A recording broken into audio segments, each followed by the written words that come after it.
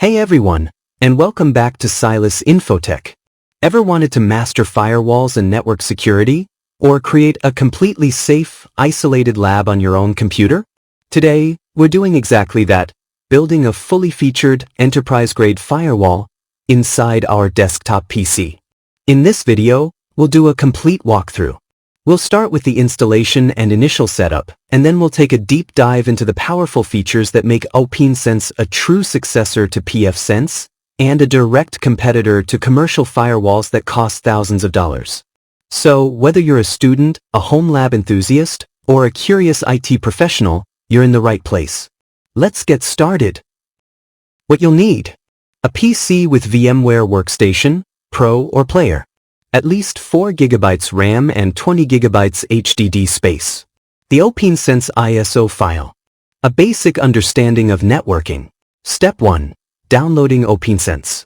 First, head over to the official OPNsense website at OPNsense.org. Navigate to the Download section. You'll see a few options here. For VMware, we need the DVD ISO image. Choose the mirror closest to you for the fastest download. I'm selecting the latest stable version, which is 23.7 at the time of this recording. Since I've already downloaded the ISO file, let's move straight into VMware. Step 2. Creating the virtual machine. Open VMware Workstation.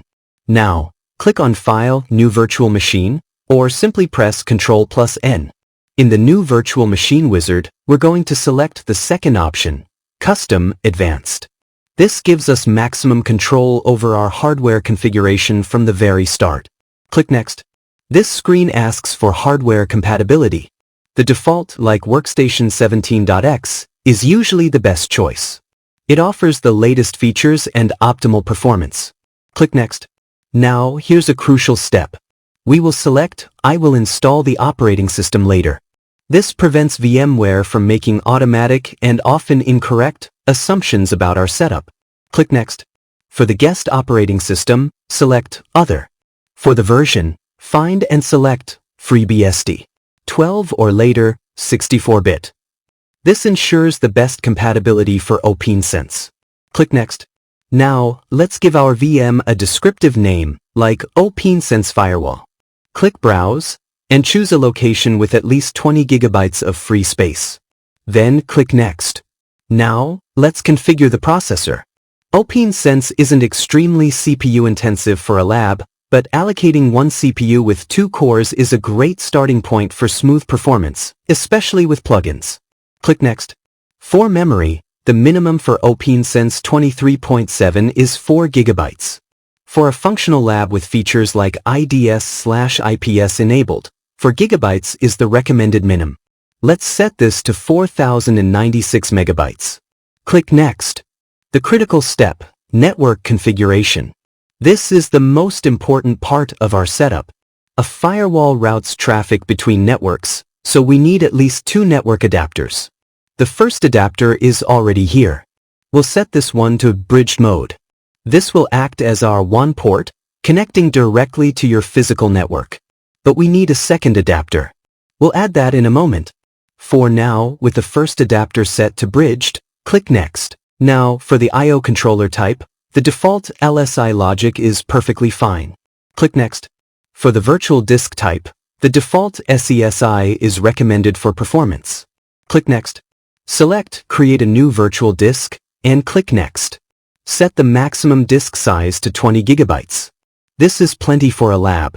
Select Store virtual disk as a single file for better performance. Do not allocate all disk space now. Click Next. You can leave the default disk file name. Click Next. Review your settings. We have our 4 GB of memory, and we'll confirm the network adapters next. Click Finish. Step 3. Adding the second network adapter. Congratulations, the VM shell is created. But remember, we only have one network adapter. We need a second one for our LAN. With your OPNsense VM selected, click Edit Virtual Machine Settings. In the Hardware tab, click the Add button at the bottom. A new wizard will pop up. Select Network Adapter and click Finish. A new adapter, Network Adapter 2, will appear. Select it. Then, on the right, select Custom, Specific Virtual Network. From the drop-down, we'll select VNet 2. This creates an isolated, internal network for our LAN. Click OK. Step 4. Attaching the OPNsense ISO. Our VM is built and has its network ports, but it's empty. We need to connect the installer. Go back into Edit Virtual Machine Settings.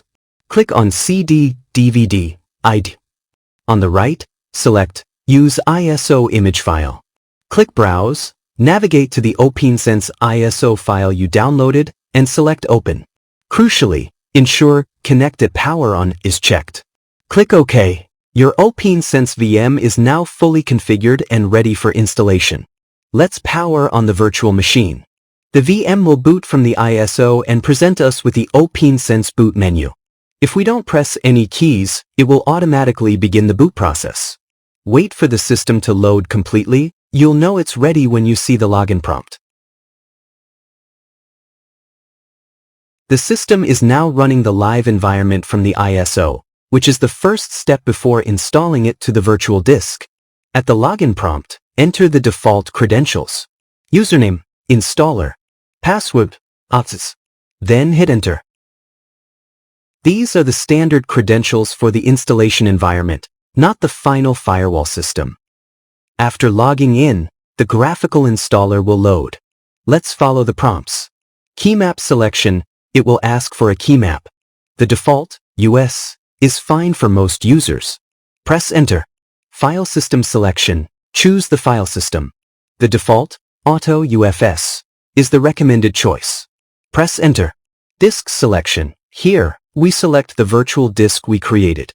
Choose disk0, it will likely be the only option, and press enter. Partitioning scheme, we'll use the entire disk with the default GPT GUID partition table. Press enter. The installer will now copy the system files to the virtual disk. This will take a couple of minutes, a perfect time to grab a drink. Once the file copy is complete, we get a few final prompts. In this video, we will change the root password for security. Select Change Root Password and press enter. Carefully type your new password and press enter. You won't see the characters for security. Re-enter the password for confirmation and press enter. Changing the default password is a critical security step to protect your firewall. After successfully changing the password, select Complete Installation and press enter. The installation is now complete. The system prompts us to reboot. Press enter one more time to restart. Once booted, you'll see the console menu. Here, you can see the status of the LAN and WAN ports. By default, the LAN interface has the static IP address 192.168.1.1/24. The WAN interface is set to get an IP automatically via DHCP. In our lab, it might get an address from your physical router, like from the 192.168.100.0/24 segment. This means your firewall is ready. You can now access its web interface by opening a browser on another computer in the same network and going to https://192.168.1.1. We can configure these interfaces and IP addresses manually, but for this initial setup, we are going to proceed with the default settings. Now, let's connect our client computer.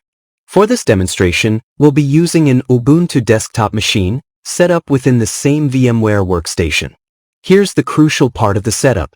We need to connect this client to the OPNsense Firewall's internal network. To do this, we'll configure the client's network adapter to use VNet 2, the same virtual network we assigned to the OPNsense LAN interface. By placing both the client and the firewall's LAN port on VNet 2, we create an isolated network where the firewall can manage traffic for the client. Let's power on the client computer. It will automatically request an IP address from the OPNsense Firewall's built-in DHCP server. Excellent. As you can see, our client computer has successfully obtained an IP address via DHCP. It has been assigned an address on the 192.168.1.0/24 network, confirming it is correctly connected to the OPNsense LAN. Let's verify that our client can reach the internet through the firewall. We'll open a terminal and ping a public DNS server. Let's use 1.1.1.1, which is Cloudflare's DNS. Pinging a public IP address is a great way to test basic internet connectivity without relying on domain name resolution. Perfect. The ping is successful. This confirms that our OPNsense firewall is correctly routing traffic from the internal LAN to the internet via the WAN interface. Now, let's move on to the initial setup of the OPNsense firewall itself. Open a web browser on the client machine and type the following address: https://192.168.1.1. For security reasons, the browser will show a warning message about the site's certificate. This is completely normal because the firewall is using a self-signed certificate. To proceed, simply click Advanced, and then, now, the OPNsense firewall will prompt you to enter your credentials. In the username field, enter root. Then, in the password field, type the password you set during the installation section. Finally, click the Login button. Welcome to the OPNsense default dashboard. This is your central management console. After a few seconds, the OPNsense System Configuration Wizard will automatically start. This wizard guides us through the essential initial setup. To begin, just click Next. On this screen, you can personalize your firewall. Enter a host name, such as StetchFW, and your domain. You can also change the language and time zone here. For this video, we'll only change the host name and time zone, leaving the other settings at their defaults. If you're ever confused about what a specific setting does, OPNsense has a great help feature. You can enable the full help option from the top right corner of the dashboard, which provides detailed explanations for every option. Once you're ready, click Next to continue. The next section is for configuring the WAN interface. This is your connection to the internet. You can set the interface type depending on how you get your internet connection, for example, using a static IP, PPPoE, or DHCP. Since our VMware WAN interface is set to bridged mode, we'll let it get an IP address automatically via DHCP. We'll keep all other options as default and click Next. Now, we'll configure the LAN interface. This is the IP address you'll use to access the firewall's web interface from your internal network. We will use the default IP address, 192.168.1.1 for this lab. However, you can change this to fit your own network environment if needed. Below that, you'll see the option to configure DHCP server. This service automatically assigns IP addresses to devices on your LAN. It's enabled by default, which is what we want, so we can simply click Next. This step allows you to change the root password again. Since we already set a strong password during installation, we will leave this unchanged and click Next. You've reached the final step of the initial configuration wizard. Review your settings, and then click Apply to reconfigure the OPNsense firewall with your new settings. Excellent! The configuration has been applied. As you can see, the host name has been updated to StetchFW. Now, click Continue to the dashboard to access the main interface. In our next video in this series, we'll dive deep into OPNsense's powerful features. We'll set up VLANs, create essential firewall rules, and enable the Intrusion Detection System, IDS, to actively protect our network. If you found this guide helpful, please hit the like button and subscribe to Silas Infotech for more content like this. Let me know in the comments what feature you'd like me to cover next. Thanks for watching, and I'll see you in the next one.